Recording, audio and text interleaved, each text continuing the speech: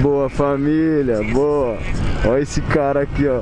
Eu trampava lá com ele. Mercado Livre. Toque log. Toque log! Ele nem escuta, ó. E aí, toque log! Ah! Aí, ó, Mercado Livre, como que nós andava? Cê é louco, gordão. Esse gordo é 1000 graus, hein, tio? Aí, ó. Não, andava assim, mano. Cê é louco. Experiência boa que eu tive. Fumando 1000 graus. Cê é louco, salva. Da hora. Andava assim, ó, direto. É que nessa época aí eu tinha que pegar da câmera e não tinha o... Não tinha o microfone, os bagulho, tá ligado? Aí, tipo, se gravasse não saiu o áudio da hora, tá ligado?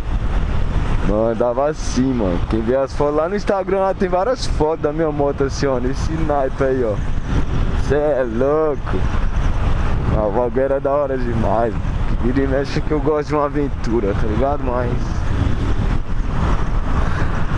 tava em casa tardão. No dia que chegava em casa 1h, mas... Cê é louco, 1000 graus. É viver com o bagulho, ó, o bichão.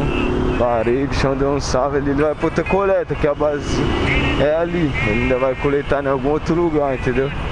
Vou até deixar ligado, ver se eu trombo os caras. Se os caras estiver lá, vou passar lá zoando. Falar, ei, cambada de corno. O cara vai ficar louco. Tudo parceiro mesmo. Da hora de você trampar assim, ó, que o bagulho é rua, mano. Você conhece muita gente, entendeu? E do mesmo jeito que você conhece um pessoal tranqueira, mano. Você conhece muita gente 1000 graus.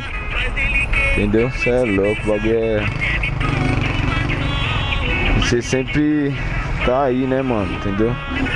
Humildade, parceiro, é tudo nessa vida. O apressado da estrela. Nossa, tá quebrado o farol. Tava de touca, então acelera, amigão. Se os caras vão estar descarregando.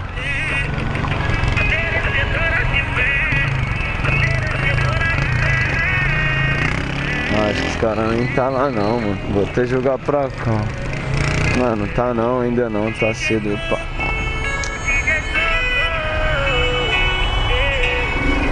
Valeu, tiozão. Ah, os caras não tá não, o único que tá ali é o... Deixa eu ver. Aquele é o Baba. Só. Sei que os caras tava aqui descarregando, os caras não tá não. Ah, mas é aqui, ó. Base era aqui, ó. E aí trampo, hein, fi. Trampo, e não é pra qualquer um não. Mas tá ligado. Só pra dar um salvinho lá no gordo lá mesmo, que eu vou logo postar. É nóis, família. Câmbio e desligam, mas vocês viram o naipão, né?